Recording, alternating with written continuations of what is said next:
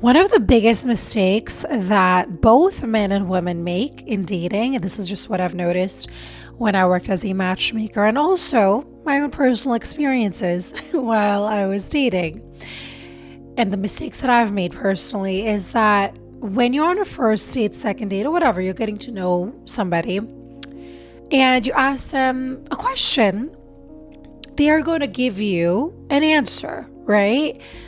Now, I'm trying to make this as simple as possible. So let's just say you are on a date and you ask the man, let's just say you're a woman and you ask the man, what is your, are you religious? Are you spiritual? You're kind of trying to figure that out.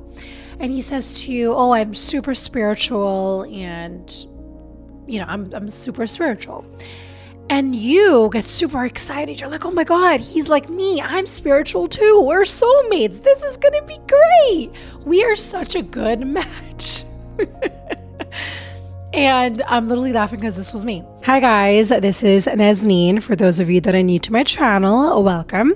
I share videos just like this every week. So if you want more, subscribe so you do not miss out on any more valuable information. Also, if you are tired of choosing people in situations that are costing you your self-respect, I do offer one-on-one private clarity sessions for men and women who are ready to stop making excuses for people who do not deserve them and finally choose differently. So if that sounds like you, apply for a private clarity session. The link is down below.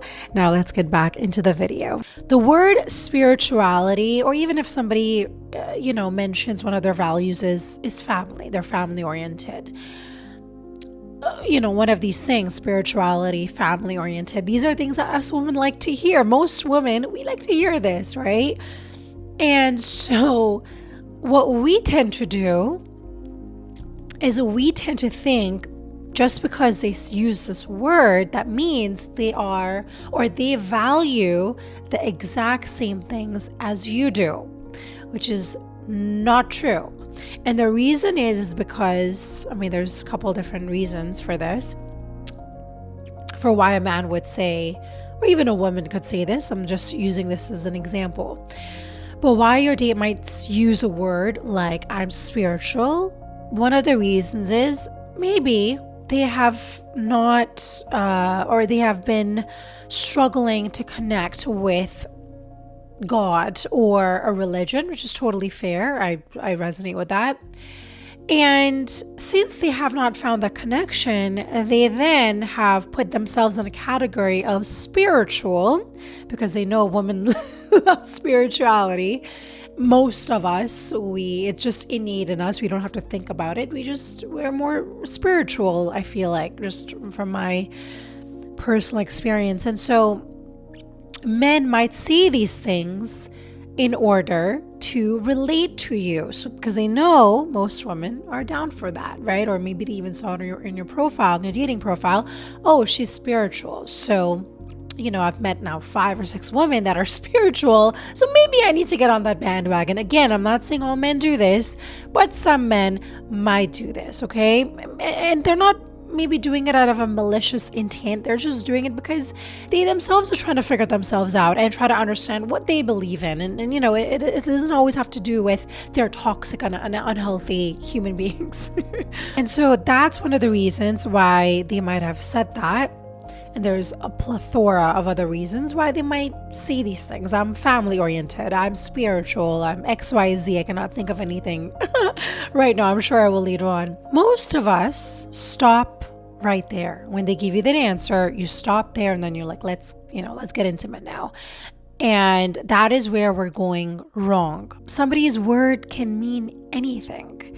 You have not actually defined what they mean by being spiritual or XYZ. So words don't mean anything without values. What does this person actually value? Someone can say that they're spiritual, but then they still value working more than being present with the people that they love, or they avoid taking accountability, or they're just using this as a label. And I'm not saying that you're going to be able to figure somebody out on the first date, but I still would like you to kind of get under the hood of the car a little bit faster. And the reason is because the faster you get under the hood, the less time you're going to waste. And I don't know about you, but my time is valuable. Like my time, I am not going on 100 dates just to go on 100 dates. Before I get on a date, I need to get some things in order and make sure, are we really aligned?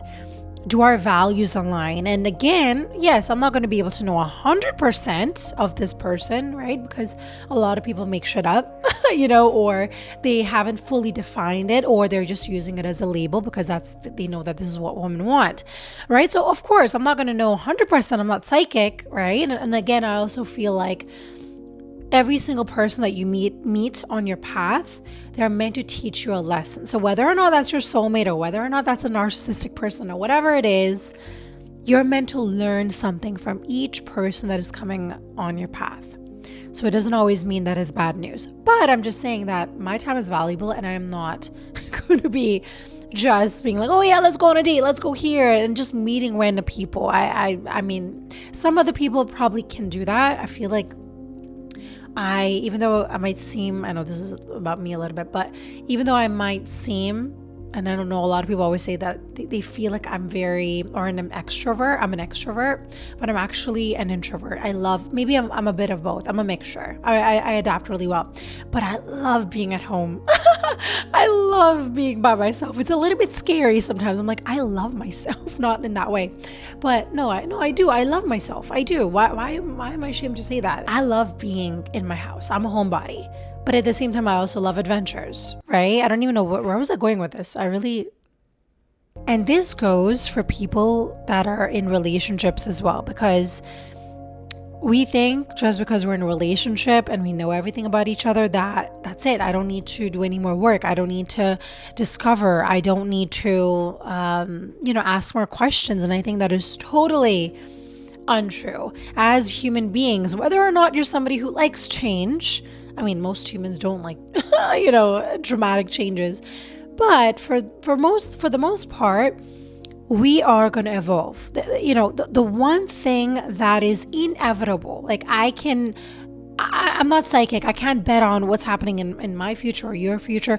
But the one thing that I can bet on is that there's going to be a change. There's going to be an evolution of some sort, of my soul, of your soul, in whatever way that's going to show up for you. So this is what I would like you to do, is that when somebody says something like, I am spiritual, I am family oriented, or whatever it is, what I would recommend is to not stop at what they say. So when they're saying, this is who I am, I'm spiritual, don't just take their word for it.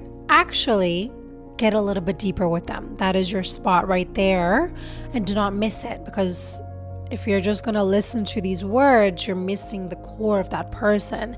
And if you're afraid of confrontation, or maybe you're too much to ask this question to him, then there's something there that needs to get looked at, and we're not starting on the right foot. Because a lot of the times as a woman, I'm just going to talk about me, I did this in a lot of when I used to date, and even my relationships, where I'm putting myself down here and the man is up here.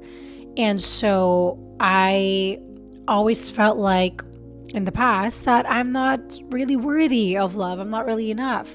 So I would be afraid to question things. I would just go along and just laugh it off and just drink and have a good time. But I don't know who the hell this person is. I'm just going off of what they're saying. And so even if you're not a coach or not a therapist, I think it is very important, especially to teach your children to be like this. And I feel like the best way, I know I go into parenting because I'm a mom myself, but I just feel like kids learn when they watch you ask questions. If you're somebody who tends to avoid things, you are ignoring things, you're not talking about things, for the most part, I know sometimes kids watch that and they do the complete opposite. So, that could definitely happen. But I'm just saying in general, children watch you and they repeat what you're doing. So I just wanted to say that. You can ask them something along the lines of, what does this mean to you? what does that actually look like in your life? And then stop talking. Let them do the talking. Let them, go a little bit deeper into this. And again, if it's a very superficial, and so yeah, I'm just spiritual, and I'm just, I believe in there's something bigger than us, and okay, but tell me more. Let's talk about it. But the whole point of making this video is just to give you a message that when you're getting to know somebody, please ask them more questions about what they just answered. Not just, oh, you're spiritual. Okay, me too. I'm spiritual too. Now let's go and let's sleep together. No, find out more about what they mean by that. And they might be great at giving you a great story about how spiritual they are. But in reality, they might be doing the complete opposite. And there's I think I've told this to you guys before, but that was a long time ago when I dated this guy, and he was Christian, right? And did he just started going to church? I don't remember. But anyways, he had this whole community and all this kind of stuff. And then later on, I found out, or he told me, I don't even know how we came to this topic. And I believe we were talking about businesses and taxes. And he mentioned how he found a loophole to get back money. And basically, he was not being honest about the money that he was making in order to get some money back. And I know people do this, and I believe there are some smart ways to do your taxes, right? To figure things out and be informed what is the right way to do your taxes. But the way that he was doing it was falling very under, there was a lot of, I feel like, deception, right? And so to me, that was not in alignment with me, because I would literally get anxiety being with somebody who is lying about his money and business and whatever. And I didn't really agree with that. And that's just my personal opinion, and somebody can have another opinion, and that's totally fine. That's the whole point. That's the whole reason there's 8 billion of us. We can choose who we want, who we align with, and that just doesn't align with me. And so that's just another example for you guys where he's telling me he believes in God and he believes in doing the right thing and being an honest person and XYZ, but then he does this, which doesn't align with me personally, right? So again, this is something that you learn about the other person through experience and talking things out and being open, which is why I think it is so vital to take your time when you're dating and really, enjoy getting to know them. There's no need to rush. I don't know why we all rush to date and be like, oh my God, we have to get engaged. And it's like, why? And I also understand, I know some women out there have been engaged for 10 years or something. I don't know what's happening. And of course, that is not, we need to have some boundaries on how long you want to be engaged. That's a whole different story. But I'm just saying that in general, when we start dating, we are just rushing. Is this my person? Is there sparks? And I think sometimes people say something and they're doing the complete opposite of what they're saying, right? And some people are great liars. So it really does take time. So enjoy getting to know somebody instead of just rushing till the end. Because why are we rushing to our deathbeds? I don't get it. To conclude, it's not about what somebody calls themselves. It's about what they value when it shows up. I used to hear a couple words and think that, oh my gosh, we're the exact same and we're so similar, but we're not. So my message here is to stop listening to the labels and start paying attention to how they live their life. I love you guys, and I'll see you guys in the next one.